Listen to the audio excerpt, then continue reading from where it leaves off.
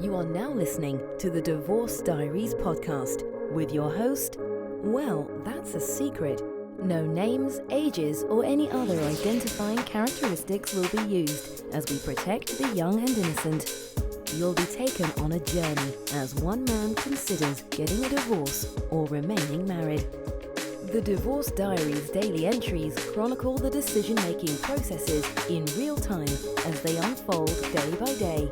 He hopes to add a bit of clarity to his sometimes muddled mess of a marriage. Cheating, overspending, sex, sadness, and betrayal are the characteristics of this marriage. Is he making the right choice? Welcome to the Divorce Diaries. Entire seasons are released on Patreon weeks before anywhere else. At Divorce Diaries Podcast Patreon page. Link below in description. Now for today's episode. So, I'm hopeful that this recording will not bleed over into the negative like my last recordings did. My last recordings that I took down. I took them all down. I was just angry and complaining and blame placing and not being accountable in all of my other podcasts that are now down. Any podcast that you see public now, those are all podcasts of really someone just with a totally different perspective and paradigm shift. So, yeah. I think what I'm learning is I understand that people change. And I understand that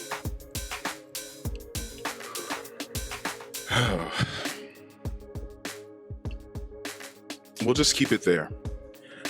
I understand that people change, but I'm acknowledging the fact that people may not change that much. And like, I'll take my parents, for instance. I'll bring them into this because I've had a really tough go of things with my parents. And they both had tough sort of upbringings. My mother's more difficult upbringing was probably a little bit more on the emotional side. She was one of a good many children, one of 8. And, you know, trying to find your place, trying to stick out amongst everyone likely was something that led to my mom sort of being sort of wired the way that she is. And her, what I would call, which I'm not prescribing anything, her sort of manic way that she is. She, sorry, I'm just thinking about, you know, how that statement is very true about how hurt people. And I'm a hurt person and I've hurt people and the people before me were hurt and they hurt me. It's just a real messed up situation all around for everyone. Sometimes some of us get it worse than others, but the effects are deep, lasting, and leave scars that never heal. And my dad, I know I've mentioned here before, but you know, this isn't really giving any identities away from anyone, but he's an alcoholic, and you know, not the good sort of fun kind. He sort of drinks to excess and can become, you know, very violent. Because it's just, you know, you lack impulse control. And it's tough. All this is tough. What this recording is about is, I think I'm having more of a realization because taking my parents as my example, my father was, you know, kind of pretty messed up as a child, you know, just having abusive, seeing fights with your parents and, you know, your mom actually, you know, trying to kill your dad, stuff like that. And just really violent stuff. You're going to kind of grow up with a twist on your perspective. And then when that person finds my mom, who is, trying to look out and, be maybe be special. Like, I don't really know. I don't know what a child of 8 really has to go through, because I'm not that, but she had her stuff. And when two damaged people sort of find each other, they both likely lack certain healthy problem-solving skills. They both likely lack significant amounts of help that they may have needed growing up. They both likely lack a lot of interpersonal tools that a lot of people lack, but if you couple in some really toxic situations from childhood, it can really exacerbate the problem. And I think what I'm noticing when people get divorced and they say that, yeah, the divorce is pretty good, either they did some work on themselves personally, they are really hypersensitive to putting forth toxic things or reciprocating, repeating toxic things, toxic behaviors, which I am now. I'm understanding my trauma. I'm working with a therapist. I'm working with a therapist. That's a really big deal. And I'm not lying to the therapist at all. I am understanding the trauma from my father. I'm understanding the trauma from my mother. I'm understanding the trauma from their marriage and their subsequent divorce. I'm understanding the trauma that both I inflicted on my soon-to-be ex-wife, and I understand the trauma that she was inflicting on me and is inflicting on me. There's so much hurt, and there's so many things that just for me,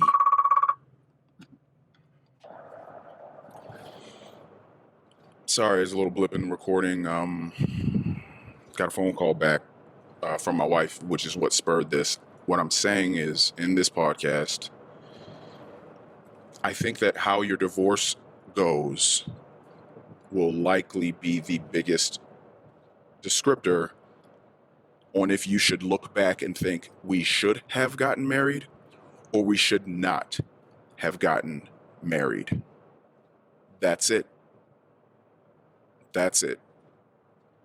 If this is a knockdown, drag out fight, if this is total toxicity, if this is dragging back and forth to court, that, to me, I think of my parents.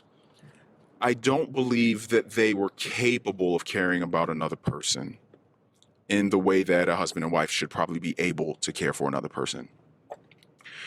They both had parents that were married for, 60 years or something, 50 to 60 years, just a very, very long time, but very, very toxic relationships.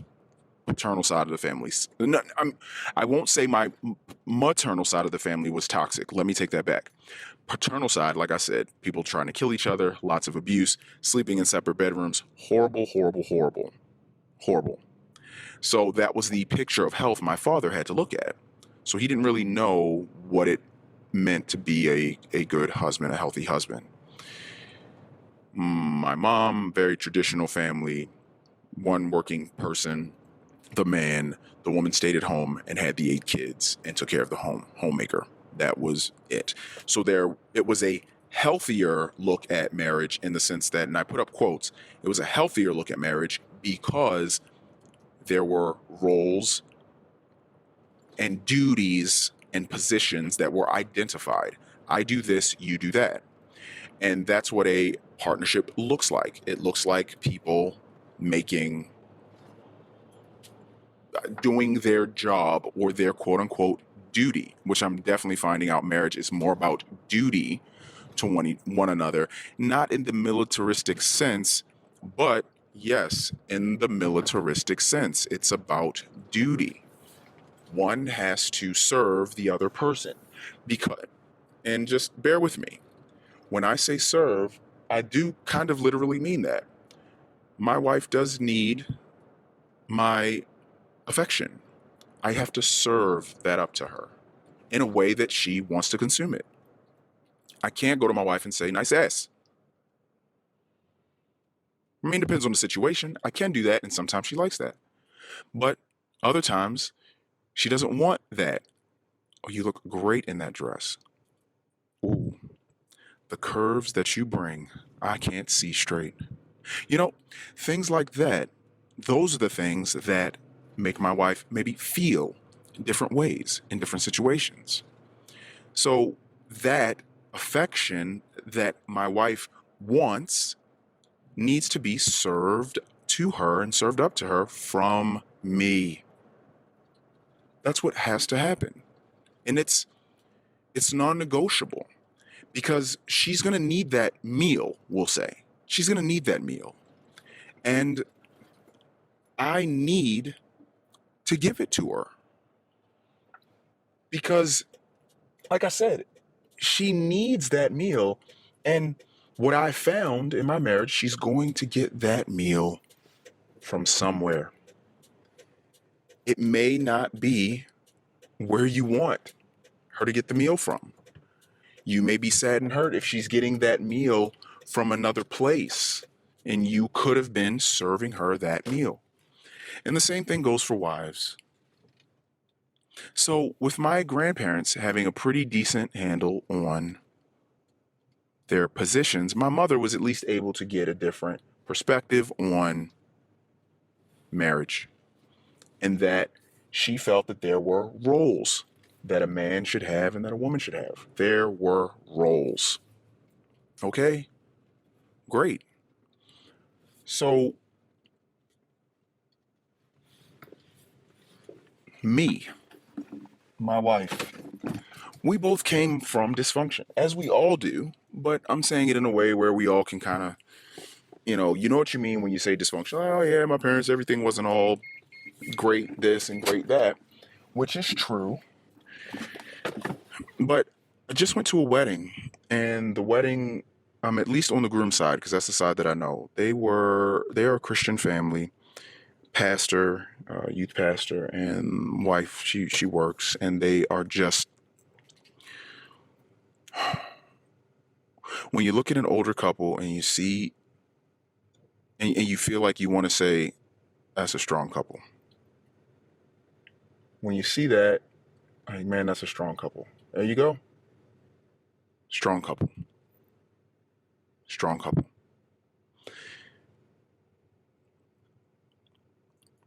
I've always thought that, and I think I've known them for about 23, 4, or 5 years at this point. The husband always has himself sort of together. Wife always has herself together, makeup, her hair. He's always well-groomed and well-kept. He seems like he's always been attracted to her, always, and she to him. I don't get a sense of there being a competition between the two, him finding a need to dominate her finding a need to dominate him, and there being a power struggle. There has been that in my marriage. And sometimes my wife wins out, sometimes I win out. And when my wife wins, or when I win, I have learned that we both have lost every time. I've gotten really, really, really far away from my Christian upbringing that I definitely look back fondly on and understand that going through life, you need some sort of roadmap, guidance, and direction. And the Christian doctrine, whether you are Christian or not, or agree with it or not, it provides a roadmap and a doctrine for one to follow. It will lead you somewhere. And I'm not saying it's going to lead you to a good place or a bad place, but here's what you won't feel: lost. You might be confused from time to time because maybe you haven't turned the map to the page that has your next turn. And I understand that we're in a smartphone age. And in the smartphone age, there are turn-by-turn instructions on the map, which makes the map the greatest thing ever on your iPhone or your Android, Google Maps, whatever. It makes it awesome. But back in the day, we had to write down instructions or ask for directions because we needed to get to a destination. And the only way to do that was if we had either a vague idea of where it was, and then when we get close, we would ask someone for the exact coordinates on where we had to go, the exact address, the exact street. Oh, the sycamore tree. Oh, two streets past the post office, and then a left at the windmill. Whatever the directions are, you have to remove the fact that you're lost, that you need guidance. And that's what Christian doctrine had. And I got really, really, really far away from it. Life is really long. Really long. And I don't know. I'm in therapy and I'm growing. My wife right now is not. She said she doesn't feel that she needs it. We have very different ideas of how we should go about solving our problems, and we also have very different ideals and ideas on what does a problem make. So when you think of those two moral differences between me and my wife, that's why I'm recording the Divorce Diaries, because if anyone can listen to some of these episodes and say, here's how I need to approach picking a woman to spend the rest of my life with. Well, first, you already have decided that you want to find a woman to spend the rest of your life with. And I'm not naive now. I'm a bit too red-pilled at this point to fall victim to a fairy tale that things will all end up happy in the end. But I'm not red pill enough where I will not acknowledge the fact that happiness might not be what you think it is, but happiness could be weathering the storms of life with one person together, not thinking that it was all supposed to be clear skies. And that was my problem. I'm tearing up here a little bit. That was my problem. I thought that with every domino that I knocked down in my life, I expected things to become easier, lighter, better in every way. Oh, we had a kid. So the next one, nothing. We had a kid. We're raising them together. So 2, it'll be a little more work, but we can do it. 3, 4, 5, whatever. We can do it. Now, it's not that way. And I understand it's not that way. I was supposed to work on a lot of things at one time, which means I wasn't supposed to take on so much, because I watched my mom growing up. She split herself in so many different ways. She was over here for work, and she's over here helping kids do this, and she's doing that, and she's running me to this activity and my sister to this other activity, and we're just split, and we're just torn, and we're splintered. I don't know what that meant for time with her and my dad. I don't know how much that made my father really a priority. And I contrast that with the parents of the person at the wedding that I just went to. They were always in the church. Wife had her job when she wasn't there.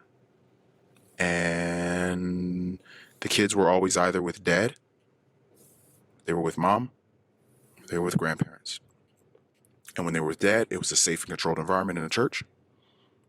And granted, bad things can happen in the church. That's not what I'm saying. I'm saying that they were in a controlled place with trusted people that at least agreed on the same moral compass for guidance, the compass of Christianity, And they were all there in that church raising their kids.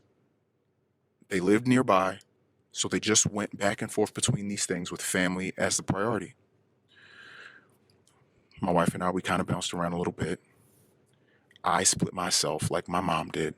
And I was here and I was there and I was working this job and that job and for the money, and I always justified everything. And I wasn't the best dad and I wasn't the best husband because I got really, really far away from what the purpose really was supposed to be.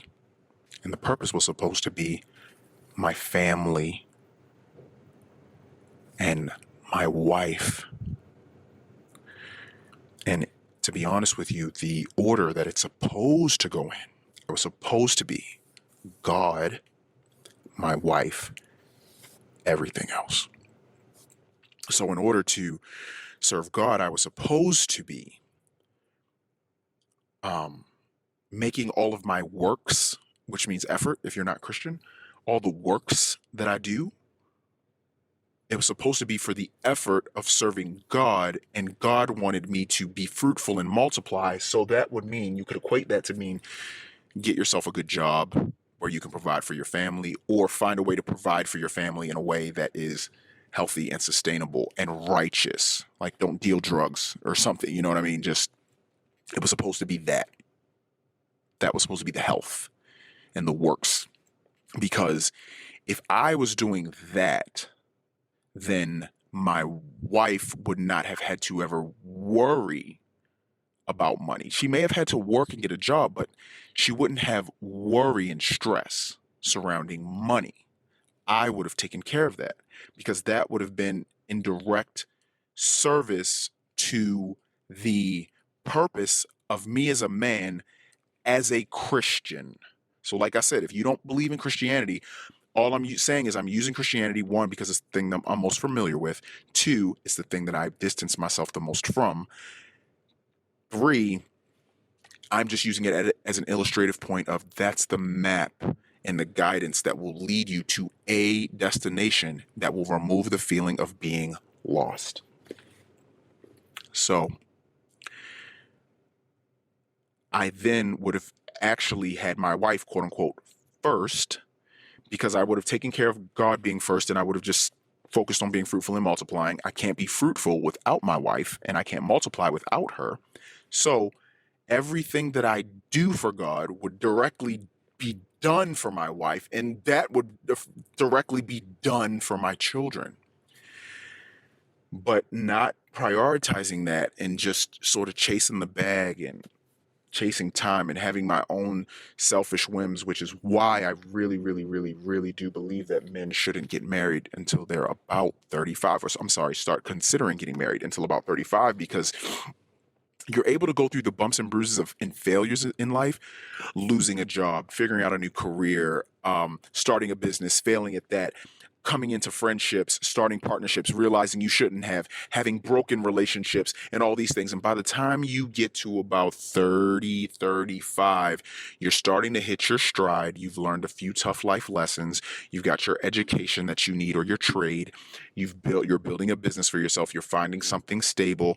And now you can start looking, as the Christian word would say, you start trying to find a wife, because you've gotten everything else done. So now it's time to find a wife and be fruitful and multiply. And she's going to be 22, 25, whatever it is, where she's ready to start multiplying.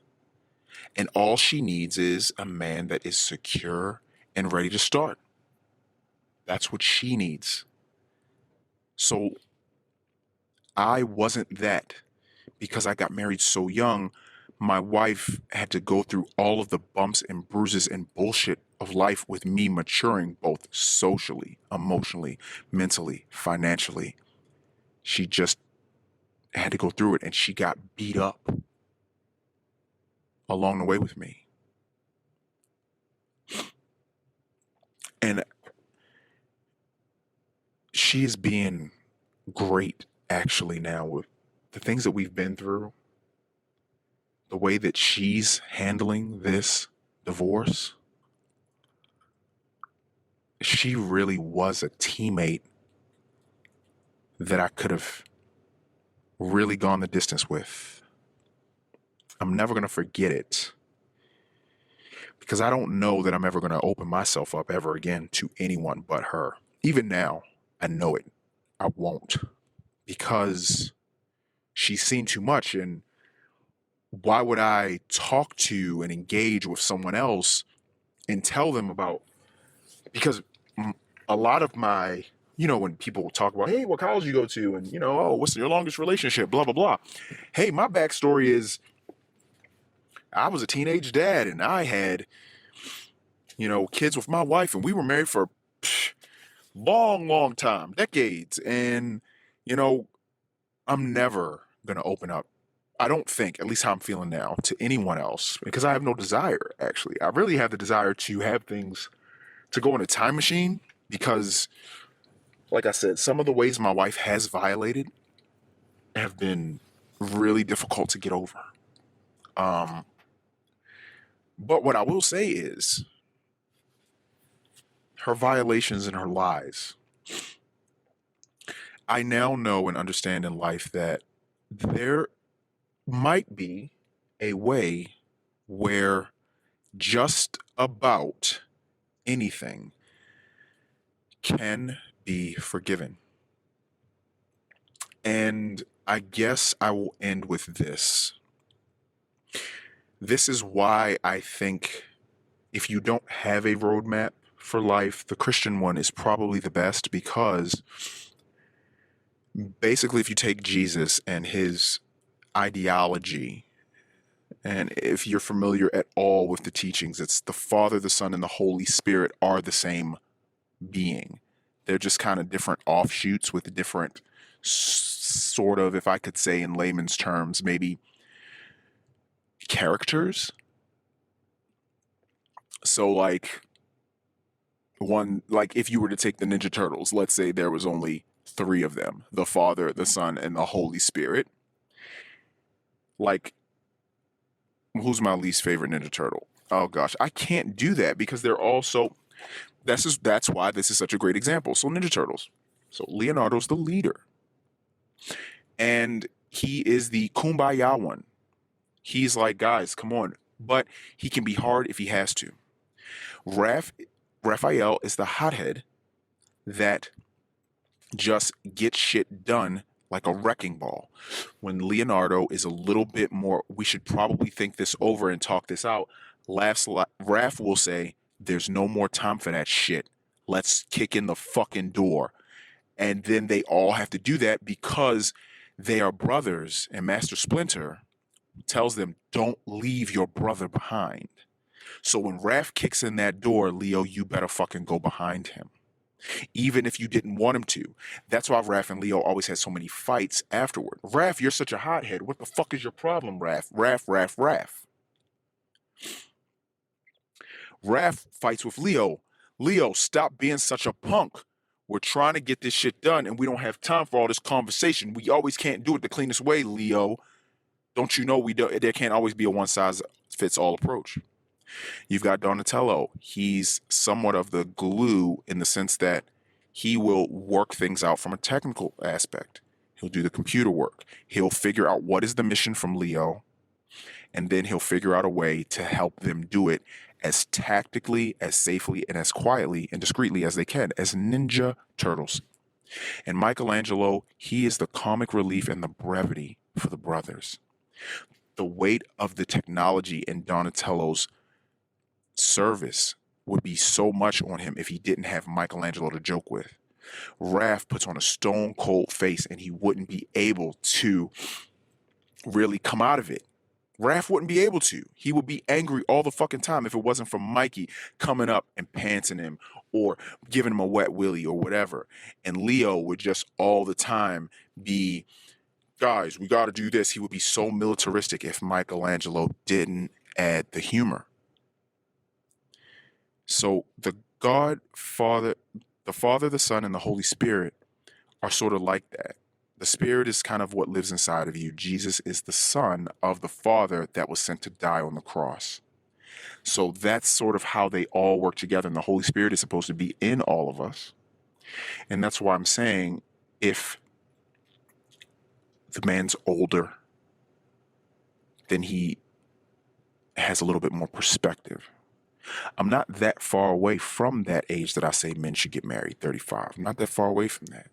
And I understand the growth and change in both perspectives and salary and business acumen and financial flexibility, and everything that I've had over the last 10 years is so much different from in my early 20s, when I was clearly just not ready for a relationship of this caliber. I was not ready to support a woman and serve her up with what she would need. And I hadn't finished serving God. I would have never been finished serving God. So, and it has rippled throughout my entire family. Estranged from my kids, some of them. My wife and I are not on good terms.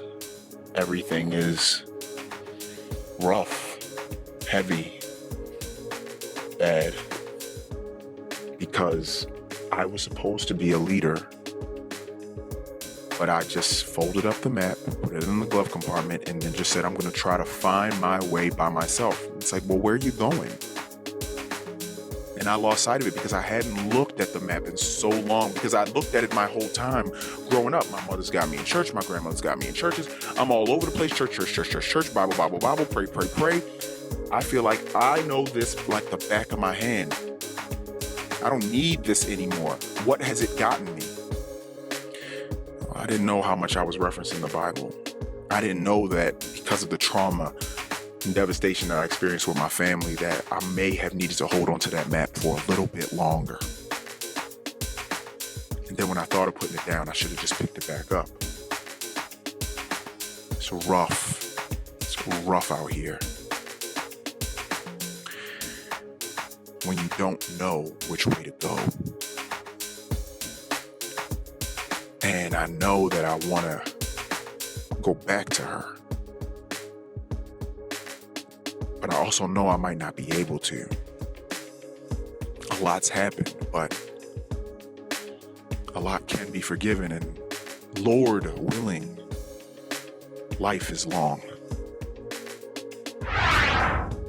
Wow, that was the Divorce Diaries podcast. The Daily Saga will continue tomorrow. The full season's episodes are on Patreon now. Subscribe for early access.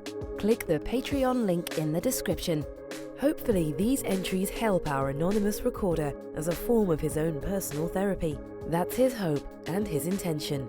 Will these recordings of life's curveballs lead this family to the best resolution in the end? We'll keep listening. New episodes are released daily on all podcast players, but all episodes are available on Patreon at Divorce Diaries Podcast Patreon page. Until next time.